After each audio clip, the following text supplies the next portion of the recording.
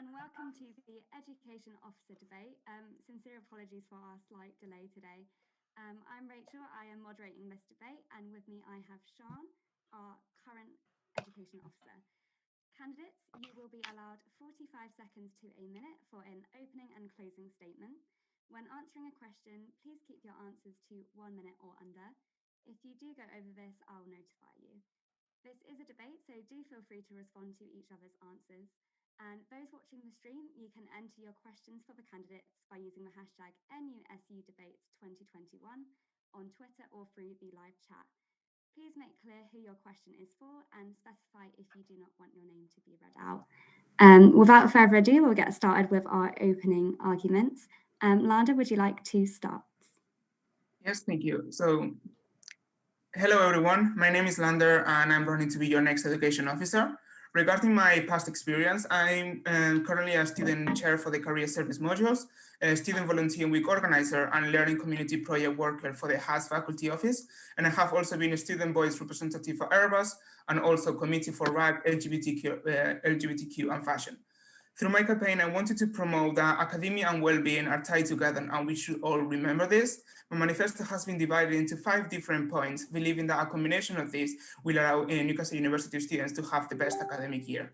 The first point focuses on increasing the number of certification pegs from 2 to 4. The second implements compulsory welfare training for personal tutors. The third increases academic software on additional buildings. The fourth relates to current and highly competitive job market. And the fifth one relates to drop-ins. Thank you for listening. Thank you, Landa. And Sam, would you like to do your opening argument? Of course. Hi, I'm Sam and I'm running for Education Officer. I want to help you get the grades that you deserve, whilst also acknowledging the role of student support in achieving the learning you desire. That's why my goals are to foster course community so that you can develop a strong sense of community and network of friends who can help support you over your time at university. I also want to give students the proper materials and guidance that you need to be successful in examinations and assignments so that you no longer feel like you're left in the dark and are waiting for lecturers to reply. Simultaneously, I want to improve the reliability of student support that you receive from both your peer mentors and personal tutors and also lecturers themselves by reforming the way in which you communicate with all of those channels. That's why some of my important manifesto points are making sure that students get past papers and previously marked coursework examples of first-class standards, along with including more small group study to help you with your independent study. Thank you, Sam. And Livia, would you like to do your opening argument, please? Hi, I'm Liv and I want to be your education officer next year. As a student myself, I finished an undergrad degree a few months ago during the pandemic. And I've just started a postgrad course. So I feel like I understand how difficult things have been for students this year. And I want to alleviate that pressure as much as I can by prioritising your welfare, reducing the impact of COVID-19 on your studies by providing more time in specialist labs and other facilities like studios, making sure that all essential resources are available online, having 48 hours between deadlines just as a little bit of a breather, because no one wants to be doing any all-nighters, and also just prioritising the student voice that's at the centre of everything we do. Thank you, candidates. So we're now going to proceed to some general questions about the role, which will be followed by audience questions, and if Sean has any questions, she has as well. So my first question for you tonight is, none of you have mentioned fee reductions in your manifestos. Do you believe the standards of teaching students are receiving currently, with contact hours axed and no access to university facilities, worthy of the fees we pay for an in-person experience? In my manifesto, one of the things I have mentioned is negotiating extra time as a method of compensation for the lost time that we've had this year. I know a lot of students, not just with the library, things like specialist computer labs, specialist laboratories for experiments and archives, and also like studios for art students. That's one of my ways of pushing that forward as an alternative method of compensation. I have also thought about it, and I haven't put it in my manifesto, as it's something, I think it's quite a complex issue and we can't have a blanket approach. So I'd like to continue the current work of Sean at the moment and push forward the minimum of a third fee reduction lobbying the government alongside Chris Day, making it more of a national movement, as well as students. But again, I am open to other methods of compensation. If that's what students want, I want to take on board what they think and put those things forward in that way. Thank you. Thank you, Livia. I'm just going to have to cut you off there. No, that's fine. Sorry. Sam, I think that specifically in terms of quality of teaching, I would argue that we have not received that. And in previous years, we may have been close to receiving it, but I still think that we deserve more than we're getting. That's why a lot of my manifesto refers to improving the ways in which teaching occurs and that we engage with assessments, because these are two things that are really important and crucial to the majority of the university experience. And these things need to be better than they currently are. Fortunately, a lot of my points are applicable regardless of the extent to which we're in Corona or not, with very few notable exceptions. So that's why I want to make it worth the value that we're paying at the moment. Okay. And Landa, do you have an opinion on this question? Thank you. Yeah, I think that what I wanted to add into that is that I think that we need to kind of like look into this, and I didn't put it because I wanted to look at it from a holistic view and kind of like reflect on what has been happening this year and what kind of like next year as we approach the blended approach kind of like might bring into that. So that's why I decided to put like a couple of manifesto points around like ensuring that we have more accessibility for students and making sure that they get and the quality of the support regarding their well-being and also academic that they get. So yeah, I think that this is kind of like one of the main points that I wanted to bring, just to have like kind of like a step back, making sure that we understand everything before we actually like take anything further. And obviously, I would love to be able to help students on this matter.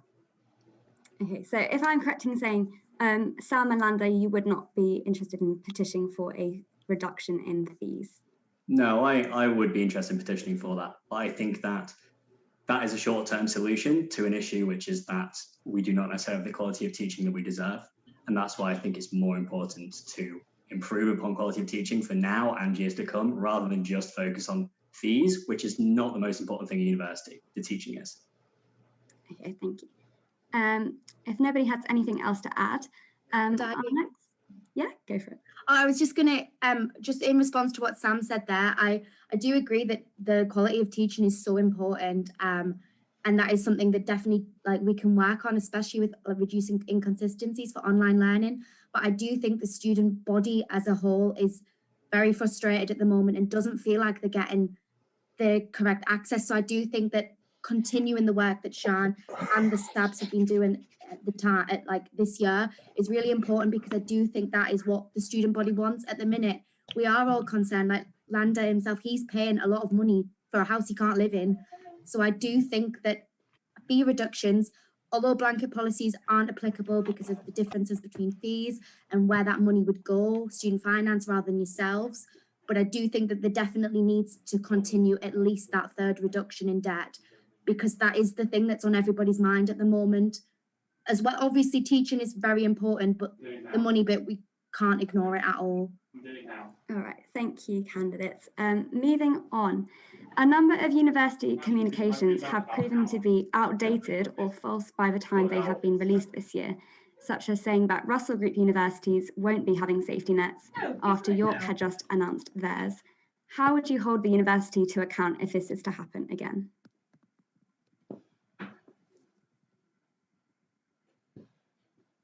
I think one of the key things I really want to focus on is the centre of my debate is putting student voice at the heart of everything that we do. So I think keeping things more up to date is keeping in tune with what students are wanting. I think as a student myself, I see all them things that are posted on like Newcastle Confessions, like on different things like that, and just keeping up to date with what is coming out, keeping in touch with our student media and the Courier, which I know play a massive part on this social media that gets put out. I think just kind of keeping in touch with the students and rekindling those connections. So that I think there has been a lot of like lack of trust in the uni, disillusion with the institution itself, and just feel like the frog poem that came out in the summer, like things like that. I would try and ensure that there is that level of like humanization of the uni a little bit, just to keep that contact and that students feel listened to and supported, so that disparities aren't happening like that. it's embarrassing for us all, really. Thank you, Olivia. I've got to stop you there. Landa and Sam, do you have anything to add to this question? Yeah, we can oh, sorry. Do you want to go? Okay. Yeah, I think that kind of like adding what to Olivia was saying about the humanizing the SU and building on trust. I think that this is really important in order to ensure that kind of like everyone gets the right communication that kind of like they deserve, that we are here basically paying for, and it should be kind of like a two-way communication. It should be kind of like a give and take. And I do think that transparency is like really key and important here, because every student, they want to know what is happening like higher up as well. And I think that transparency and that trust in building with the SU, and also as being there as education officers, will be really important in ensuring that students get communicated about the right information that is going to be applicable to them. Thank you, Landa. And Sam?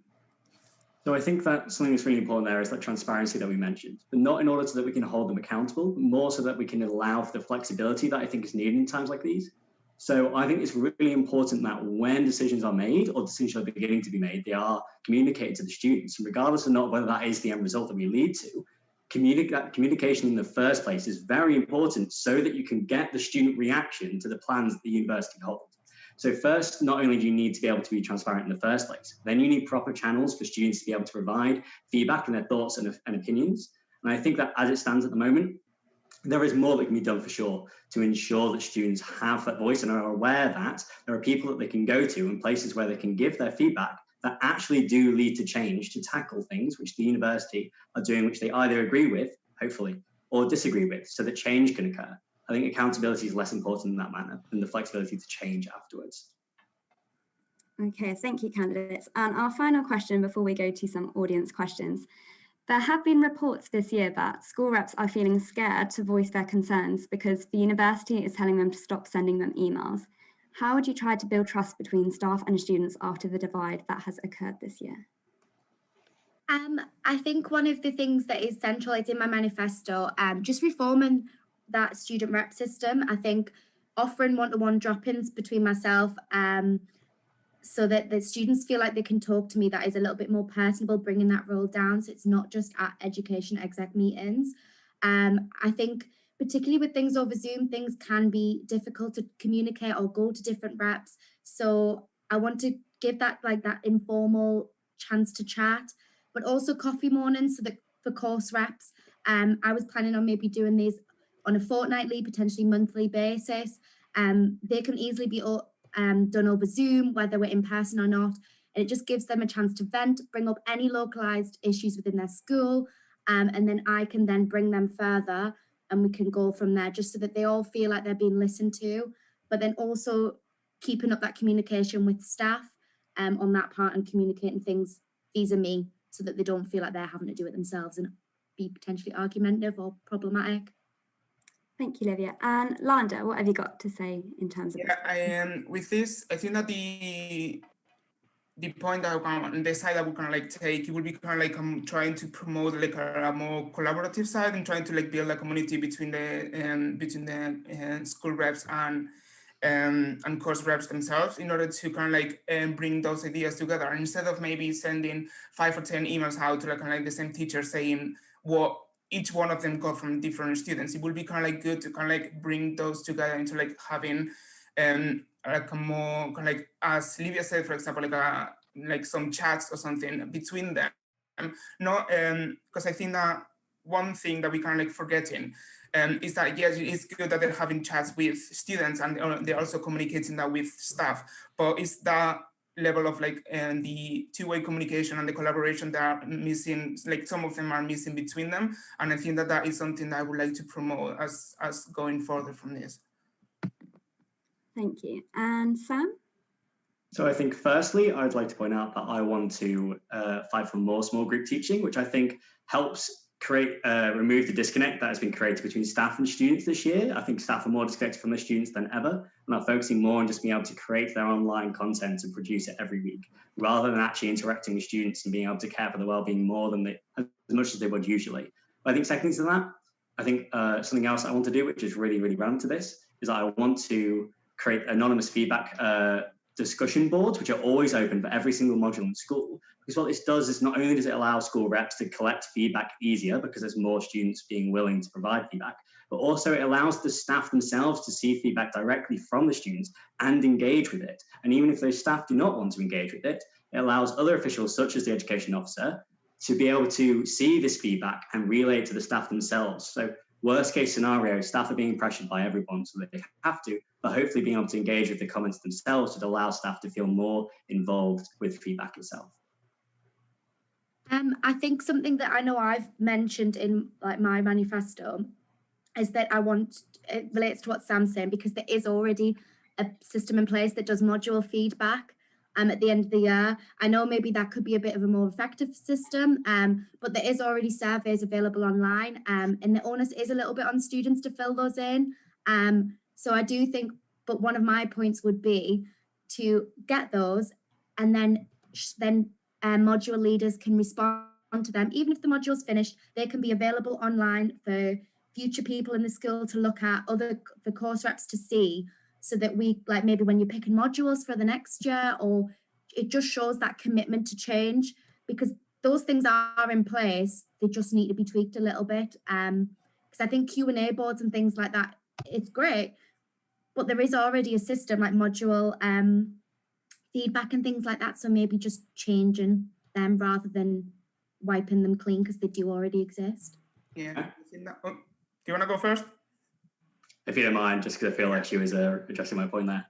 So the reason why I think that these discussion boards and feedback boards are really important is that, as you said, the onus is on students to provide an assessment, to fill in these forms. And I think most students do not want the additional hassle of having to fill out an entire form to provide feedback.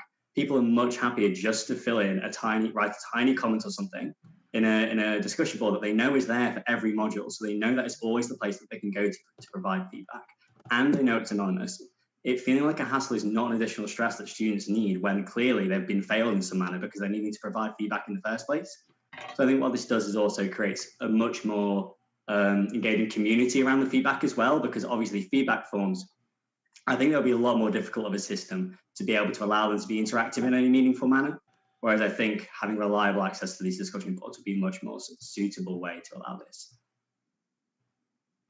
Okay, and Landa, did you want to chip in there as well? Yeah, mine was kind of like in response to like what Livia and Sam were kind of like saying as well, that one of my manifesto points, kind of like in the last one that I was mentioning as well, is that I also had this idea of like implementing anonymous online boxes as well, because I do acknowledge the importance that this is gonna have, not for maybe just like specific students, but also, as Sam was saying, like the other students, staff, or course reps that might also see as well, and they might want to like take that accounted for and build on that in order to create better feedback, and that could lead into like better coursework at the same time. Thank you. So we'll now go to audience questions, and if Sean, if you have anything you'd like to chip in as well. So we do have a question from our audience. So Harriet has asked, what will you do as education officer to ensure that students who have received appalling teaching this year are compensated in some way, building upon the fantastic work that Sean has been doing for us? So one of the things I put in my manifesto is, I think I've touched upon it a little bit, is reducing inconsistencies and improving the quality of online learning. I am hoping that as we move into face-to-face teaching again, some of the like well-being and the issues with teaching will kind of settle out a little bit. But based off student feedback and speaking to people, and from my own experience, like during the pandemic last year, my supposed teaching for 4 weeks was just a board that I was told, fill it in if you want to, but nobody did. So I think just making sure that everything's available, everything's accessible online, encouraging lecturers. I know they do put things already online, but maybe not all. So that reduce those inconsistencies and make sure that there is like follow-up Q&As, discussion boards, or maybe like chance for informal chats that week. So that close those loops in the feedback so we can discuss things. If there's something you didn't understand, you can bring it up then. So it's not, you're not getting to the end of January exams and thinking, what on earth have I learnt this term?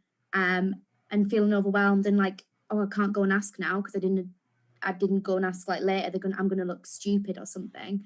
So just trying to close those feedback loops and improve the quality of online learning. Yeah, I think that's probably one of the main things. But again, students want something different. I'm open to hearing those and implementing that. Yeah. Thank you. Yes. Oh. Yeah, Landa, have you got something? There was a couple of things I wanted to add in here. One of the ideas that I had around this, kind of like coming back to what Olivia was saying about people maybe not being afraid of like asking questions down the line because they feel like it has been kind of like implemented like before and they kind of like lost the opportunity. One of the ideas that I had in response to this that could be also implemented to ensure that students get better quality education. It would be kind of like a 2-week basis or like a monthly basis and drop-in session with like in each module that students will be able to like drop in, kind of like ask the questions that they have had throughout the throughout that month or throughout those 2 weeks whenever it will be like implemented, and then kind of like take it from there, because that will give them the opportunity to have their questions answered, but also simultaneously being able to listen to what other concerns other people have and build that sense of like collaboration with others as well, because that could lead to like building relationship with your students. And so yeah, I think that is kind of like sorry, I'm gonna have to cut you there. Sorry, yeah. Hit a minute there. Sam, have you got something else to add before we move on to the next question? So I think the best way to be compensated for worse education than you wanted is to have better education than you've had previously. Like, I run a variety of focus groups over Zoom with students to discuss what their experience of study was like. And there were problems, even though we have rose-tinted glasses, I'm sure, there were problems with our teaching and learning before Corona ever came about. Obviously, this year has been exacerbated hugely. But I think that we're in a really unique position to be able to transition back to face-to-face teaching, or a mixture of online and face-to-face, with better education than we had beforehand. And that's why I want to tackle proper assessment and guidance, so that students always have a way to achieve the grades and the marks that they deserve, regardless of whether we have inconsistent teaching or not, while simultaneously focusing on providing high quality teaching. Do I have more time to respond to something that Landa said then? Go for it. So Landa was referring to like these bi-weekly or maybe monthly drop-in sessions with feedback. I feel like at the moment, currently, is certainly the case in my course. A lot of courses have it the case that there are mid-module feedback sessions. Sometimes they are just the feedback forms, but they are normally Q&A. And I feel like normally after lectures and such, or seminars, lecturers will stay on so that you can ask Q&A sessions. However, I feel like what we lack currently is the ability to do this in a manner which is anonymous and easy. So I don't think students want to feel like they need to prepare in order to go face their lecturer and give them some feedback that they feel like is really crucial to their study, nor do I think they necessarily want to wait 2 weeks. I think that's much more important that students have reliable instant access to being able to give feedback so that it can be implemented as promptly as possible. Am I all right to add something, or are we moving on? Yes, I was going to ask the same. there, guys. Sorry. That's fine. No worries. One last question before we move on to look at your manifestos. This is from Postgrad Officer Charlotte. What education campaigning and changes are you aware of that the Student Union has done this year? And is there anything you would like to continue next year? I want to continue the work. I know that Charlotte's currently looking at PGRs and campaigning so that they have, I think, is it a minimum of 6 months of money back or refunds in terms of the way that their courses are funded. I really want to help continue that. I think that is brilliant, because I do think PGRs can be in that little grey area and often forgotten about, and the money that they have been given so far, it isn't enough. So that's something I definitely want to continue. I also really want to continue, like I've said before, to work what all of the SABs have been doing, pushing alongside the university for the third of a refund, pushing that nationally and within our uni itself. And also the stressed out students support that is available online. I think that is a great tool and would like to continue that as well. Yeah, and as well, student council, I'd love to keep that on Zoom, as I know NUTV does it, and that's great. And I think they do a great job of that, but just keeping that Zoom so people can vote and do the little chat function really helps, like, Thank you, people getting a Livia. little bit more Sorry, got vocal. to cut you there again, guys. No, no, it's fine. It's me. Sam, what have you got to say to this question? So I think the biggest change that I know the student union has been fighting for, that has affected and benefited me specifically, but also so many students that I know, both this year and for years to come, is the reassessing of the extent to which late submission is docked and marked. So I think I've heard of other universities who have always had much more lenient marking than being capped immediately at 40. And I personally have had many of my marks capped at 40 over the course of a few seconds, despite the fact that students are incentivized to work as long as they possibly can on a piece of work to make sure it's as good as possible. And I think that considering now, thanks to coronavirus, obviously, sure, we can get PECs and get additional time, but coronavirus does not equal just one extra week of time. That will not make you as good as you were beforehand. And I think that level of leniency will benefit so many students in years to come. And I think it's been especially relevant this year. So that's something which I want to ensure is properly managed from here onwards to make sure that is the correct amount of leniency to make sure that students can Thank you, benefit. Sam. Sorry, got to cut you there too. Sean, have you got something you wanted to add there? Yeah, I don't know if this is what you mean, and Sam, but the leniency in terms of the sliding scale and its submission policy will be continued into next year anyway, and it's the standard amount that's allowed across the Russell group. So that's just currently how that is, and that will continue within the assessment and feedback policy post-corona. I don't know if that's what you were meaning, Yeah, so but that is just the standardized amount that we're allowed. Yeah, so I think that's absolutely what I was referring to, and it's absolutely brilliant that it's being continued. I think it's really important to ensure that not only is it maintained from next year onwards, but that is constantly reassessed to determine whether, sure, whilst that is the standard currently, that does not mean that it's going to be the standard going onwards. And it does not mean that it is the most appropriate level. So I think it's just something that we need to make sure is correct for the students and ensure that it works correctly with the PEC system, so that students are properly catered for when they're having extenuating difficulties. Thank you, Sam. And Landa, do you have anything else to add? Yeah, I think that one of the things, apart from the ones that Livia and Sam have talked about, I think that one of the things I would like to continue doing the amazing work that the president of the NUSU has done this year is decolonizing Newcastle. I think that the attending gap is still like really important to kind of like tackle, because we know that marginalized groups were kind of like they need to know where the support is, they need to know where to go to request for help, and they need to be like integrated in the learning community experience as well, which is kind of like feeds back into my second manifesto point on ensuring that personal tutors have compulsory welfare training, and this will allow these personal tutors to know how to help them from the very first beginning when they know that something is up. And it's also feeding back into the work that I'm actually undertaking right now in order to create learning communities in Newcastle University, in order to ensure that everyone has the opportunity to kind of like be part of something from the very first beginning that they come here. Thank you. Yeah, we got to cut you there too. Okay. That's fine. Before we move on to the manifesto, Sean, have you got anything else you'd like to ask the candidate?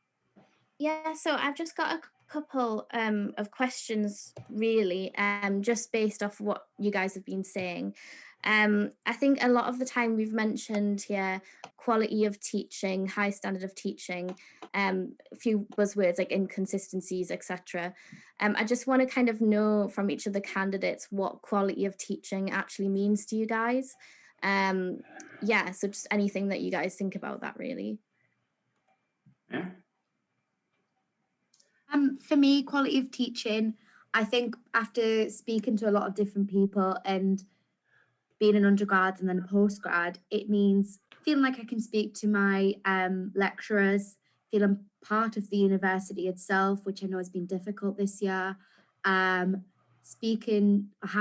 all of the resources that if they're essential and I'm told to read them, I should be able to get them online.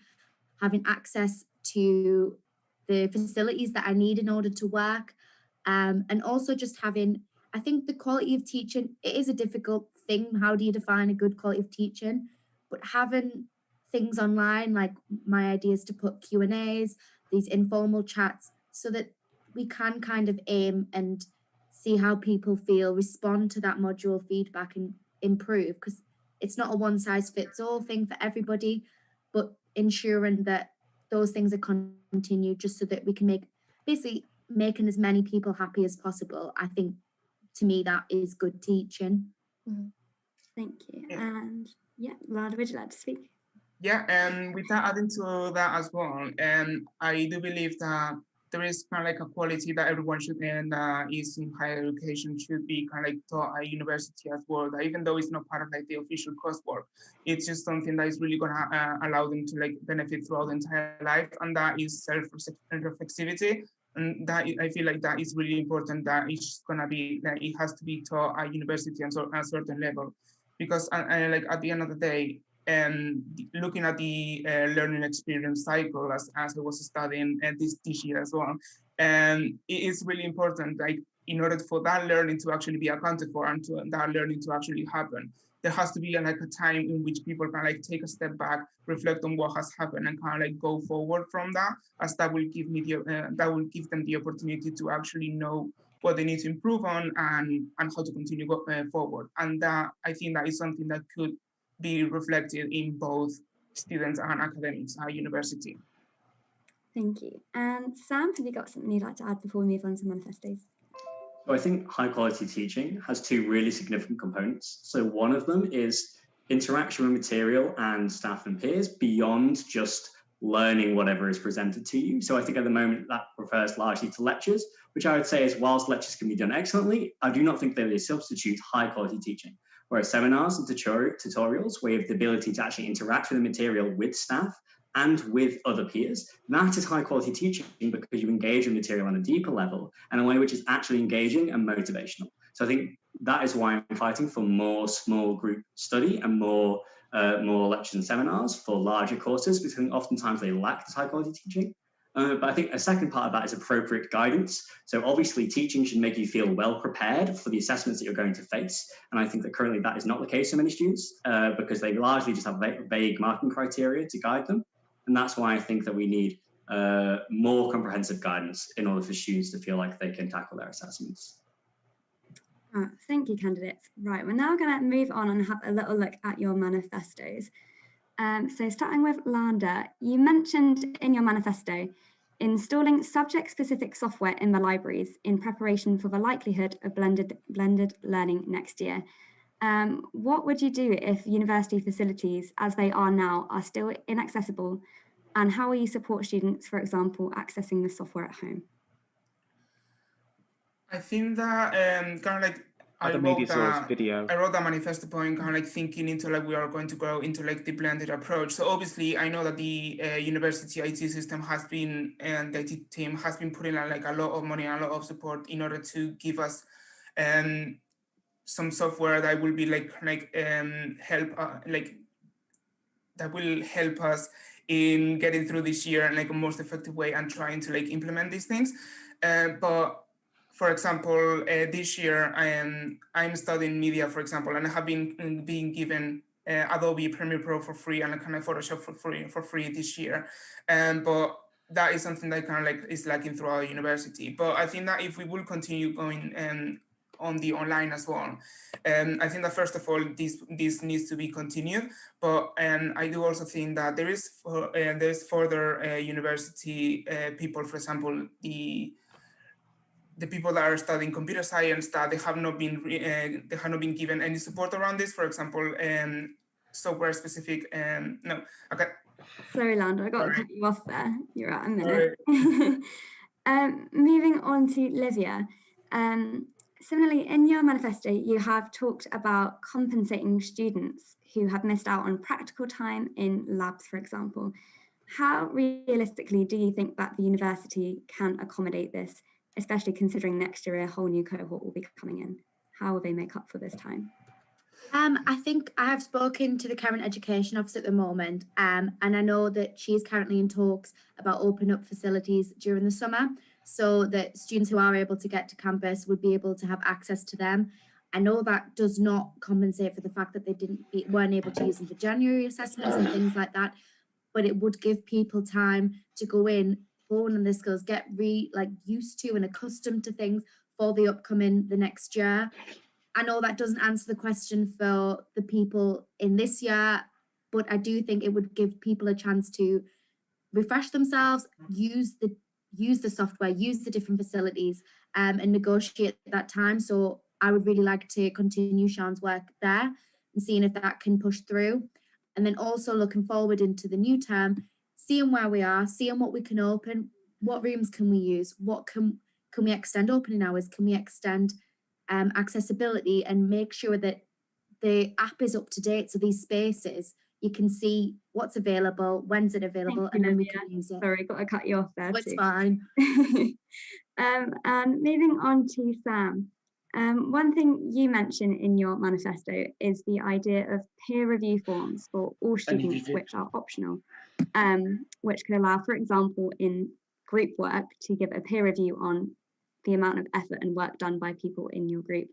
Do you think that this could potentially be used by students to bully students or drag somebody else's grade down for reasons which are non-academic?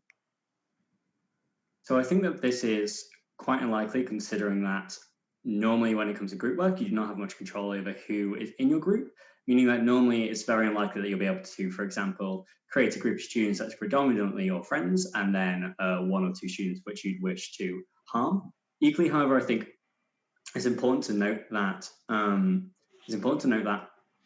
obviously these peer reviews need to be somewhat reliable in order for them to have much weight in terms of how they affect grades overall.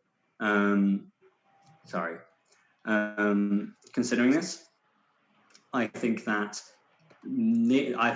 nearly all of the time it will be the case that students benefit from this by being able to properly be compensated for the additional work that they had to put in, which doesn't just mean that they are more overworked, but takes away from the other modules. And I think this is something which is not being addressed in the slightest, and I think that's the most important issue. Also, I think it's quite important that we do have some sort of review process by which we can assess the extent to which these are competent, or that students can at least make complaints about the results of these forms. Right, thank you, Sam.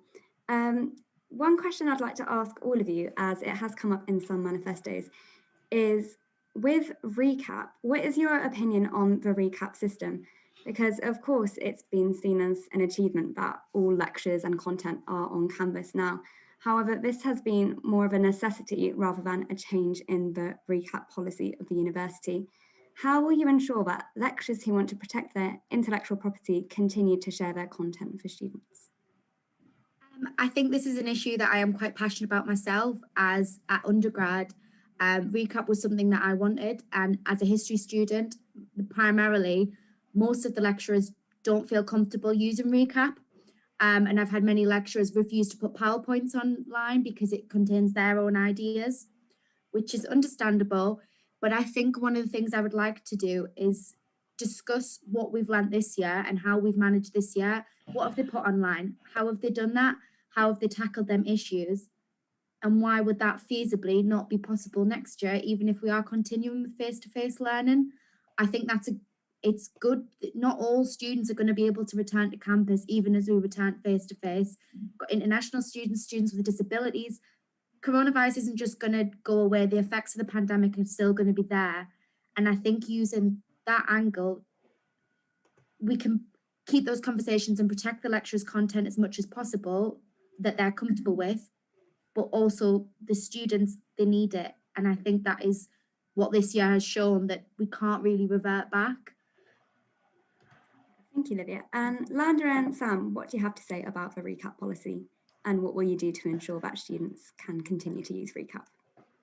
I think that's something that's really important to consider, is that this year, as everything has been either recapped or pre-recorded, the majority of the content by which that they want to protect is now already online anyway. So I feel like a lot of lecturers will be in a case where previously they may not have wished for this to be recorded, but it already is, and they've had to some extent already accept that, which I think puts us in a much better position in terms of negotiating RECAP, especially since they've seen the importance it's had this year, and that will continue to have for some students, as Livia mentioned. So I think that's really important. Second to this, I think that it's really important to consider the fact that essentially, sorry, I've lost my train of thought here. That's all right. Never mind, sorry. if we go to Landa, and if it comes back to you, Sam, we can come back to you. Thank you. Landa, what do you think about the recap policy? Yeah, I do think that, well, kind of like what following what Sam Olivia was saying, like, there has been like a huge, like, work putting into like making sure that kind of like a recap is for all, kind of like all those manifesto points that were kind of coming in the previous years. And I do think that, as Sam was saying, yeah, this year things have been put online. So kind of like the intellectual property, kind of like some staff might have feel like it has been kind of like taken away from them. And I do feel like maybe taking this away now from students will kind of like give a worse kind of like, I don't really want to say reputation, but kind of like a worse backlash into kind of like taking something that we already have. That's my thing. I think that what is really important in here is trying to like find a balance in ensuring that every student can get the content that they need, and also as certain staff can still have some intellectual property over maybe the new things that are kind of like implementing and things like that. But I do think that this, in order for recap to go onward as well, it's really important to have the PowerPoints up to date with relevant information, because in some instances the quality of information that are put in the PowerPoints it hasn't been really like the best in kind of like showing all the context on the right information that the lecturers are trying to give in. So I think that is about trying to find this balance. Oh, thank you, Landa. And I'm very conscious of time, so I'm just going to ask Sian if she has any more questions for the candidates before we do go to closing statements. Yeah, I'm just going to ask this question because I think we've had a very good relationship in terms of communication with the UCU this year.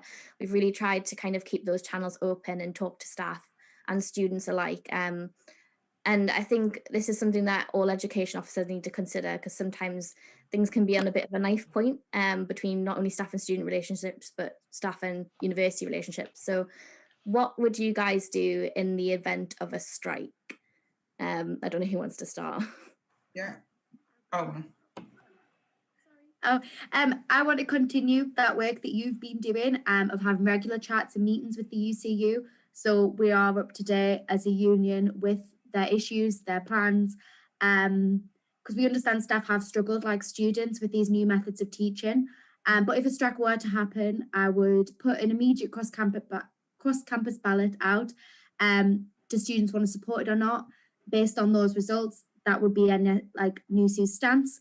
Because I want to make sure that we are representing students' opinion.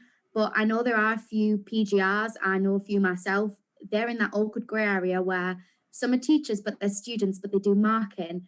If they feel that they are upset or threatened by the issues that they will be striking for, I do think that the union can consider them and would support them, because at the end of the day, they're students. They are just as much as our concern as others. So I think, yeah, just... Sorry, I got to cut you there. Landa, you had something to say, didn't you? Yeah, I was literally gonna say kind of like one of the main points that Olivia has just said there, and I think that kind of like as I have been kind of like said before, I think it's the taking a step back and looking at everything for like a holistic view that is gonna be really helpful on this. I obviously as an education officer, my job will be to ensure that to fight for the best education for students might have, but also to support those PhD students who might be on casual hours, and they might be like helping in providing lectures, but they're also students themselves. So I think that a really good thing in order to do this is kind of like that transparency, or like this communication that I was talking about earlier. People need to know what the strikes are happening in the first place, and I have close contacts with some staff from the like some committee members from the UCU in kind of like in my school, and I have been kind of like chatting with them, and I have been like speaking with them into like what would happen if strikes will happen again. And I think that, yeah, as I said, sorry, you're at a minute there. Sam, what have you got to say about the strike? What would be your stance? I think I absolutely agree that the student union should be representing the voice that the students hold. So I think the idea of a ballot is absolutely really strong. But I think something that's also really important to consider is preventative measures. Assuming a strike is going to occur, we can be affected in different amounts. I think something that's really strong about my manifesto specifically is that through creating tighter networks of students who can help each other academically, and through providing stronger guidance for all their assessments and learning. This means that even if students lose the guidance of their lecturers and teaching in person, they still have each other to rely on, and they still have sources to go to help continue and support their own teaching in the meantime. Ultimately, students are going to be affected by strikes when they occur. I think that resolving the strike and supporting it or fighting against it, depending on what the students want, is very important. But simultaneously, it's important to ensure that they are prevented from the harms of a strike in the first place, which I think I can help achieve. Thank you, Sam. So we have reached the end of the 45 minutes, so we are now going to move on to closing statements. Landa, would you like to start? Yeah, thank you. Well, I wanted to say thank you to everyone who is watching this live stream right now, and also thank you to the Courier and NUTV and NSF for organizing these debate sessions in which we have been able to kind of express our ideas further. We might not have been able to express all of our ideas on these times, so I encourage people to go and to look into our manifesto. And I just wanted to say that I'm open for if everyone wants to ask me anything further from here as well. For those watching the live stream, if you would like to see an increase on the number of self-certification packs, more welfare training for personal tutors, enhanced accessibility regarding academic software, upskilling talks, and also drop-ins, please remember to vote Lander as #1 for education officer in the next NSU elections. Thank you, Landa. And now, Sam, would you like to do your closing statement, please? Wonderful. I think you should all vote for me this term, just because simply I'm addressing the key issues that are facing us both this year and years onwards. I think that Newcastle University students have some of the worst student satisfaction for assessment and feedback, if the national survey is anything to go off. And I want to address this for you and make sure that you're properly guided, while simultaneously creating the course community that you wanted and expected from university in the first place, so that you can have a properly engaging, high quality learning experience. This is something I want to do alongside increasing your academic support and making sure that your voice is heard. That's why I think you should vote me #1 for education officer this term. Thank you, Sam. And finally to Livia. So yeah, I think voting me #1 for education officer, to see welfare prioritised, to put your voice, student voices at the centre of all issues. I think we've seen recently that is so important, that cooperation between students and staff. So student voices and student issues are going to be at the heart of everything that I do, because I will be representing you guys. And I also think just improving that communication between staff, students and SABs and students in this ever-changing situation is essential. So yeah, vote for me to prioritise wellbeing, improve your academic support, reducing the impact of COVID on our studies, and to raise the student voice. Well, thank you, Livia. And so thank you very much to all of our candidates for your patience and your time. And a big thank you to Sian for joining us today as well and giving us your expertise. And a final thank you to everybody who submitted their questions. So that is the end of the education debate.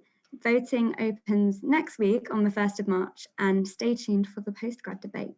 Thank you, everyone. Thank you, everyone. Thank you very much.